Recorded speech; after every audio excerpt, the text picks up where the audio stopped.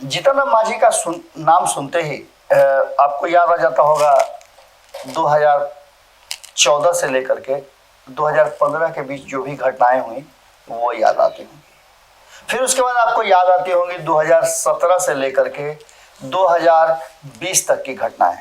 जीतन राम मांझी की महत्वाकांक्षाएं और होनी भी चाहिए, क्योंकि राजनीति में महत्वाकांक्षा यदि आपके पास नहीं है तो आप सत्ता के करीब नहीं जा सकते हैं, प्रगति नहीं कर सकते हैं और जनमानस के भाव भावनाओं पर खरा नहीं उतर सकते हैं। जीतन राम मांझी थोड़ा सा ज्यादा है, उनकी हमेशा इच्छा होती है कि उन्हें अधिक से अधिक मिले और मिलना भी चाहिए, क्योंकि बहुत मेहनत करते हैं और अपने समाज के लिए हमेशा जगे रहते हैं। लेकिन इसका सीधा असर उनके सहयोगियों पर पड़ता है। जैसा कि आप सभी जानते हैं कि जो वर्तमान परिस्थिति है उसने इस देश में गठबंधन का बहुत बड़ा एक योगदान रहा है और बिना गठबंधन के कोई भी सत्ता तक नहीं पहुंच सकता। ये भी बात अब धीरे धीरे स्पष्ट होने लगी है। भारतीय जनता पार्टी जो दुनिया की सबसे ज्यादा कार्यकर्ता वाली पार्टी है, उसके साथ भी यही सब कुछ हो रहा है। बिहार में बड़ी पार्टी होते हुए भी या फिर केंद्र में सबसे बड़ी पार्टी अपने दम पे वो बहुमत प्राप्त कर चुकी है। ऐसी स्थिति में भी उसको अपने सहयोगियों का साथ चाहिए। बिहार में तो स्थिति ऐसी है कि नीतीश कुमार कम सीटों के बावजूद लगातार भारतीय जनता पार्टी पर डोमिनेट कर रहे हैं। वहीं उनसे भी कम सीट वाले जीतन राम मांझी हमेशा कहीं ना कहीं सरकार को अस्थिर कर देने का मुंह जो धमकी देते हैं, उससे एनडीए में परेशानी बढ़ जाती है और खास करके नीतीश कुमार की परेशानी उन्होंने आज बढ़ा दी है। जब विधानमंडल दल की एनडीए की बैठक हो रही थी, उस बैठक में उन्होंने नीतीश कुमार के सुशासन और उनके अधिकारियों पर सीधे तौर पे उंगली उठा दी और कह दिया कि उनके अधिकारी नहीं मानते जनप्रतिनिधियों की बात और इससे जनप्रतिनिधि बड़ी परेशान रहते हैं। सम्मान की कमी हो रही है और ऐसी स्थिति भयावह है। हालांकि इन बातों को लेकर के आपको पहले भी हमने खबरों में बताया है कि विधानसभा के वर्तमान अध्यक्ष विजय कुमार सिन्हा ने भी जब अधिकारियों के साथ बैठक की थी तो उन्होंने प्रधान सचिव को और उनके साथ अन्य अधिकारियों को हड़काया था और कहा था कि जनप्रतिनिधियों का सीधा सरोकार आम जनता से है, इसलिए आपको उनका सम्मान और उनकी बातों को गौर से सुनना होगा।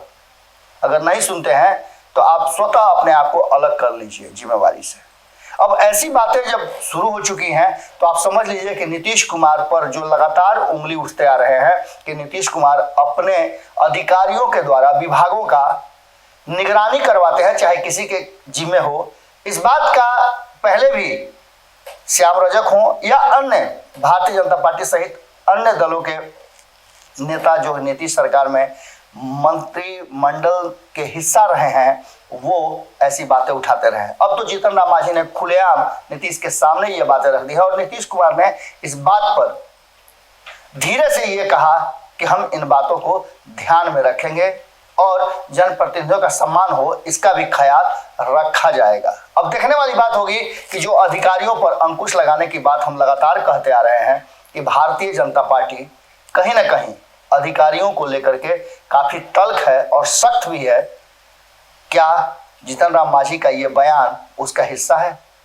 क्या नीतीश कुमार के साथ रहते हुए जीतन राम मांझी का इस तरह का बयान देना कहीं ऐसा तो नहीं कि नीतीश कुमार के विरुद्ध एनडीए के अंदर में कुछ चल रहा है? अगर ऐसा है तो निश्चित रूप से नीतीश कुमार के लिए अलार्म है और वहीं जीतन राम मांझी तो ऐसा करते रहते हैं, ये कोई नई बात नहीं है। अब देखना होगा कि इस पर आगे क्या कुछ होता है, क्या कार्रवाई होती है, क्योंकि विधानसभा अध्यक्ष के बाद जीतन राम मांझी ये दूसरे शख्स हैं जिन्होंने इस तरह से खुले में आवाज उठाया है। आज विधानमंडल के तीसरे दिन क्या कुछ होगा, हमारी नज़र उस पर बनी हुई है।